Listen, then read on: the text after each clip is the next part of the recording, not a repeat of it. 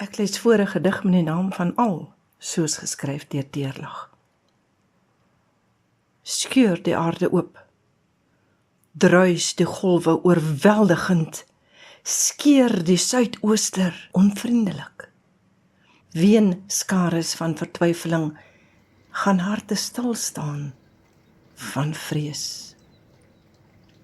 Twyfel ek in ongeloof, bewe ek in vreesbevangenheid, soek ek na ander bakens in my lewe, raak ek verlore in die stryd, sneuwel ek daagliks in sonde. Glo ek nie? Hy is daar. Reis ek wêrelde, planete deur, vind ek geen strand of wilde strome, waar ek iets geloofwaardig vind. Hy is oral en is altyd daar. Glo ek nie? Hy is.